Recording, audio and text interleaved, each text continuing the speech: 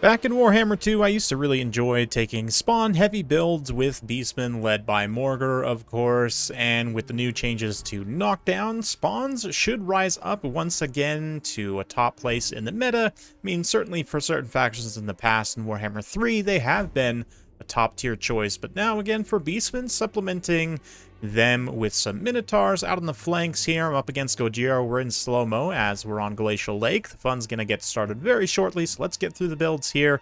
We've got Ungor Spearman Herd up front for a meat shield line, including the Destroyers of Drakewald. Morgar leading the way. 3 spawns, 2 Minotaurs. 1 is Butchers of Kalkengard. 1 is a regular Great Weapon Minotaur. We've got 2 Harpies up in the air.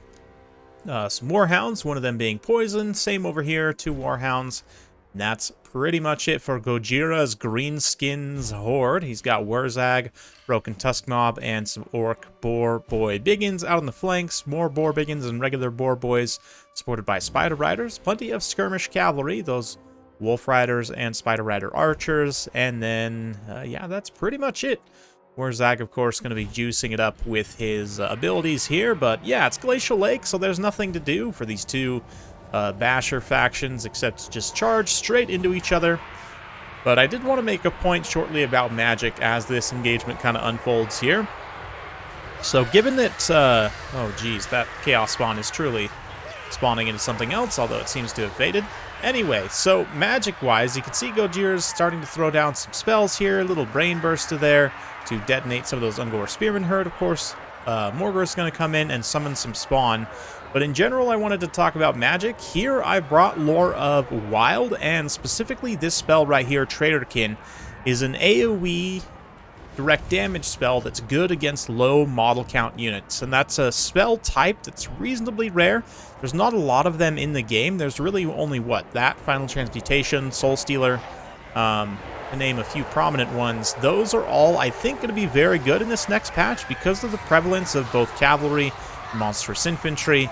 They're going to be a lot better than they were before. You're likely to see them a lot more. You can see if I swoop on over here, I did just cast a devastating Traitorkin that's going to hit a bunch of high-value units here, do a whole bunch of damage to these Broken Tusk Mob, the Orc Boar Boy Biggins as well.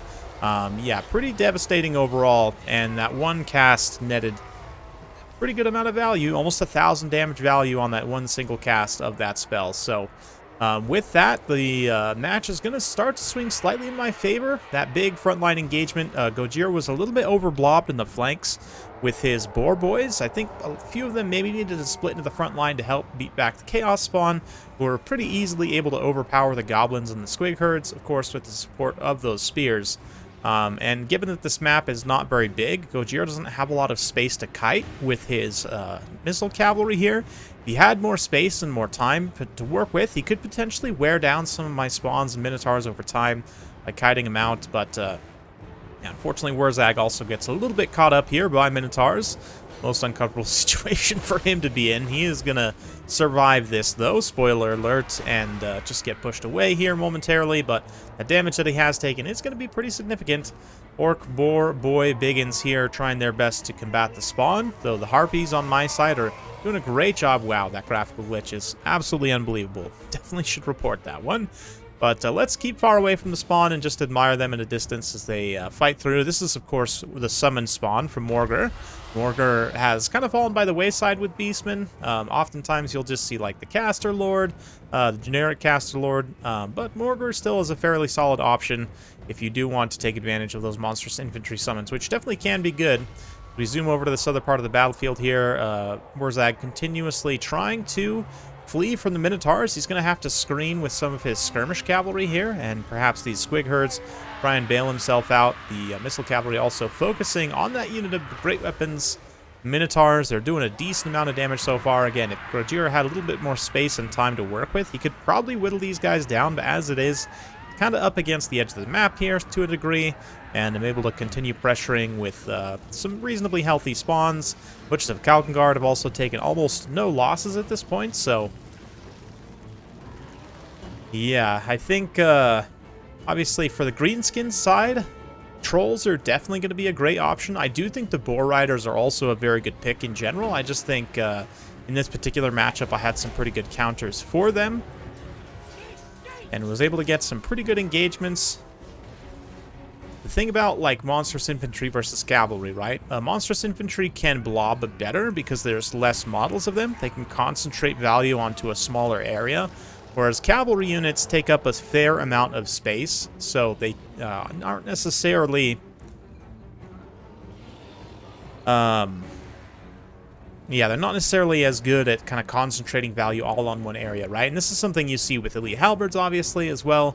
Like the monstrous infantry, you can go like 2 to 3v1 versus a halberd, whereas the halberd can only get so many models in contact at the same time, just due to the space they take up. But anyway, skirmish cavalry are going to continue kiting here a little bit. WARZAG has some will left to fight as well, but on the other side, just recollapsing with the spawns and the minotaurs.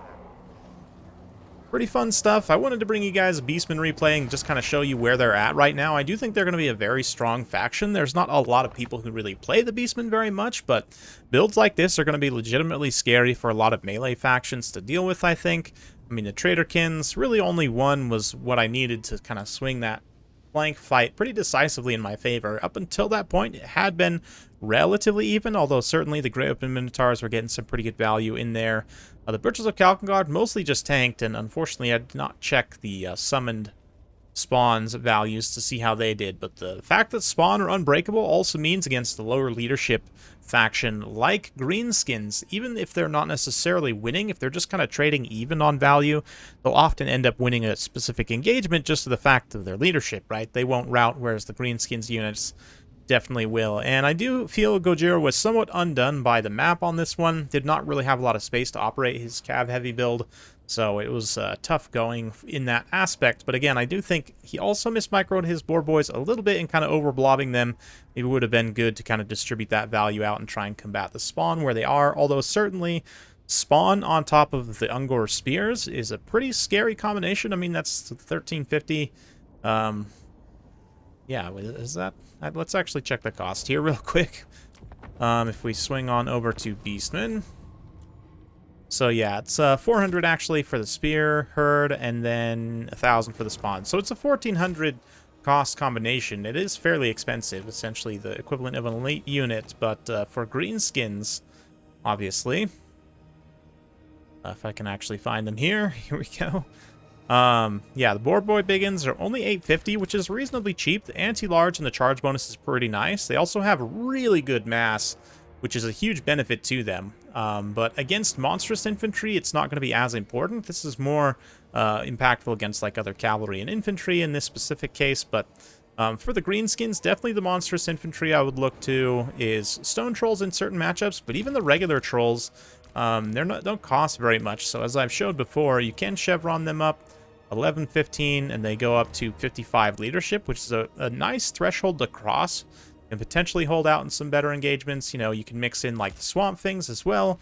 Also an ROR that causes terror, so they also get this -6 melee attack aura to just shore up the melee defense of the troll blob even more. So that's kind of where I'm leaning to with the Greenskins. So let me know your guys' thoughts in the comments down below. How would you go about approaching this Beastman matchup now? Would you throw in maybe like a big Ragnarok spider or maybe something else? Let me know your thoughts in the comments below. Hopefully you enjoyed this. If you like this sort of content, be sure to like, subscribe, hit that bell notification button. Every time I upload a new video, you'll be notified. Thanks again. We'll see you next time.